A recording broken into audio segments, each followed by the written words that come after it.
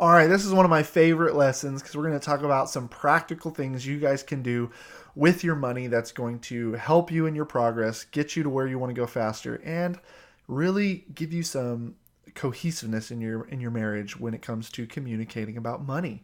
Now, when I talk about 5 systems to add, I'm not talking about computer softwares or anything like that. Not those kinds of systems. We're talking about just things you can do, some agreements, some things you can add into your budget that's going to, like I said, open up that communication with your finances. So, number one is to budget pocket money. Now, in the last lesson, you remember me saying don't give each other an allowance. This is not an allowance. This is not me gifting my spouse money or you gifting your spouse money.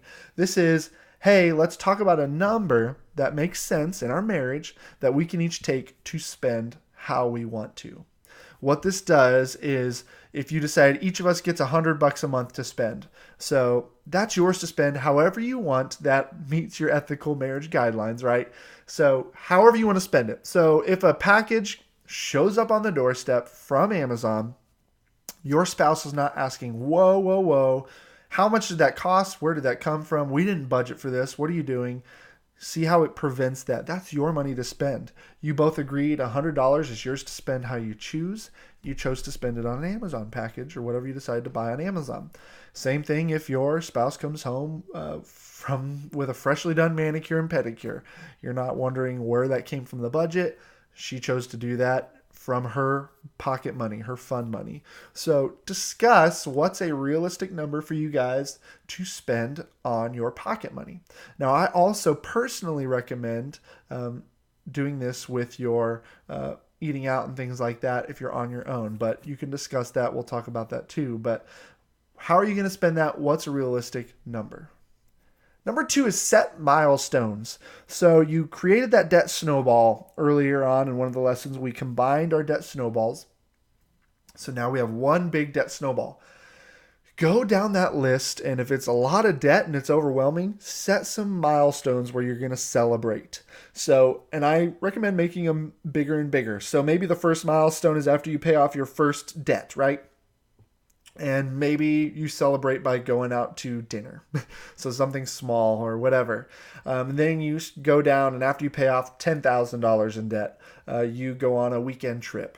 And then after you pay off $30,000 in debt, you go on a bigger vacation, I don't know, or you buy that new TV you wanted, whatever. You guys talk about what those milestones look like.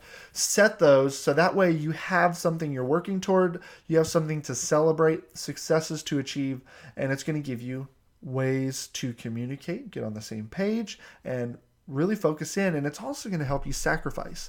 So for my spenders, if you know, okay, only $1,000 more and we get to go on a weekend trip, you're going to be more motivated to cut that spending down so you can reach that. So you're going to rein in those spenders, and those savers are going to be getting to enjoy some things when they would probably rather just plow through the whole debt snowball without worrying about these little trips. So set those milestones, talk about what those are going to look like. Number 3, and I alluded to this on number 1 with our pocket money, is define restaurants and entertainment. What falls under these categories? I personally recommend restaurants and entertainment. If you're together, it comes out of the restaurant or entertainment fund. If you're not together, it comes out of your pocket money. So if you go out to dinner as a family or as a couple, it goes out of your restaurant budget.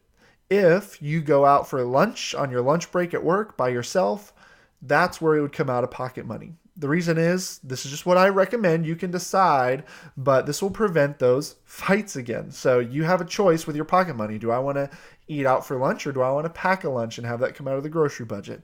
You get to choose that. But if we budget $100 a month for restaurants and one of you is going out every day for lunch and is eating away at that, the other spouse might get upset that one person's burning through that restaurant money. So talk about that, how you want to define these things. Same with entertainment. If you go to a movie together, it's out of your entertainment fund. If you go to a movie alone, it's out of your personal fund. So decide what that's going to look like. Number 4, split cash envelopes. So if you're doing cash, this is a common question I get with married couples. They say, we're doing a cash envelope. But I do most of the shopping, but sometimes my husband comes on his way home from work and stops for milk. What do? So split them up. So if you budget $500 a month for groceries, if one of you does the majority of the grocery shopping, take one envelope, put 400 in that envelope. Then put the other 100 in a different envelope and give that to the other spouse. That way they have money with them. They can stop at the store if they need to and spend out of that. But the person doing the bulk of the shopping has the bulk of the money. Same with restaurants. You can do that.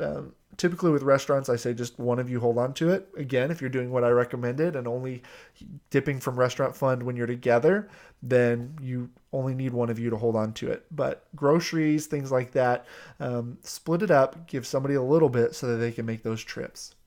And then finally, create visual aids. We talked about this in the Dreaming Together lesson, but make a Pinterest board. Create a vision board, write a list, whatever that outlines your whys, that debt snowball with those milestones. Create those visual aids. I told you that my wife and I had a Pinterest board. It was called our debt-free board. And again, when I wanted a garden hose, instead of going out and buying it, I tossed it into the debt-free board. We had a puppy who ate holes into our bed comforter. We really wanted a new comforter. We added it to the debt-free Pinterest board. So we just kept adding things as we wanted them. It curbed our spending impulse. We could add that to our milestones if we wanted to. But we could always go back and look and say, okay, this is what we're working towards. I cannot wait to buy these things, or I can't wait to do these things. So find a visual aid that you guys can look at together. If you have a list, hang it somewhere where you'll see it.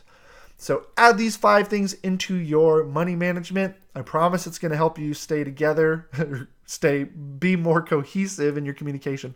It should hopefully make you stay together. I mean, that's what it's for. And it's going to prevent those money fights.